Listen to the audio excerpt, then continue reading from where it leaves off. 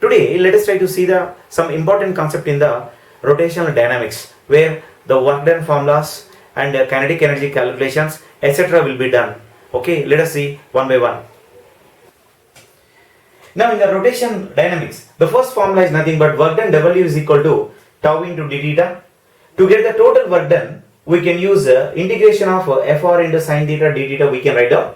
Integration of sin theta is nothing but minus cos theta, and then upon interchanging the limits, because of minus n, we got Fr into tau cos theta 1 minus cos theta 2, where used for work done W. On the other hand, because of rotation of any object like sphere, disc, cylinder, anything, the kinetic energy of the rotation about the axis I, whatever given in the problem, okay, that is given by half I omega square. Upon multiplying dividing by I, we got L square in the numerator, by 2I we can write down.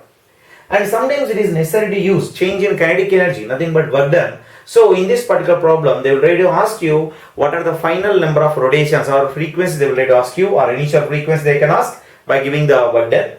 And last one is nothing but power. So how much amount of power we are delivering during the rotation process, that is given by tau bar dot omega bar, direct formula. That means tau omega into cos theta we have to write down because it is a dot product. Next, in the calculation of graphical representation of kinetic energy versus moment of inertia I, we have the two special graphs. First one is nothing but L is equal to fixed, means L means angular momentum. When we fix the angular momentum, we got rectangular hyperbola Y. Look at the problem here. In the given case, K rotation is equal to L square by 2I. When you fix the L, K proportional to 1 by I. 1 by I means what? Rectangular hyperbola. We get like this. On the other hand, when you fix the angular frequency, we got K rotation is equal to, can write down as what? A straight line, because of this particular formula.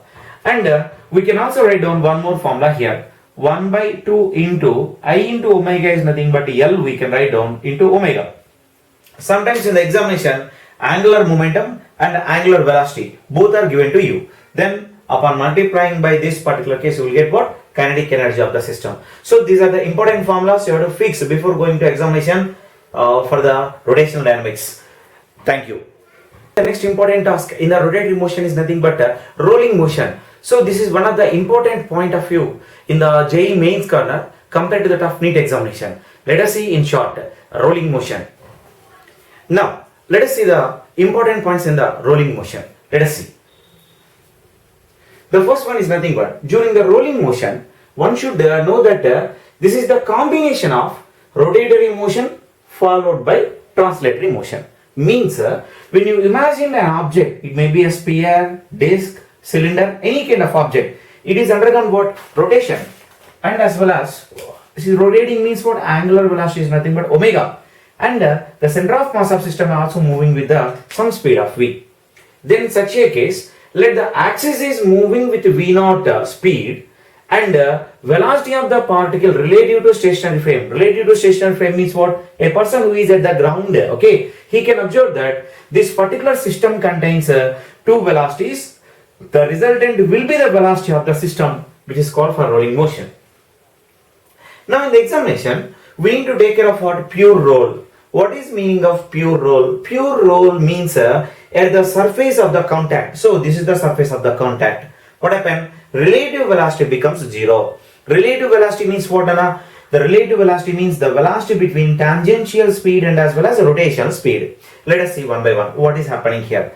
Now, in the given problem, when the system is rotating like this, okay, we can write down as what? This is the direction of, so the blue color marker indicate the rotational speed. Okay, the rotational speed and r omega is nothing but what you can write down as r omega in this direction, r omega in this direction, r omega, and you can write down as r omega in this particular direction.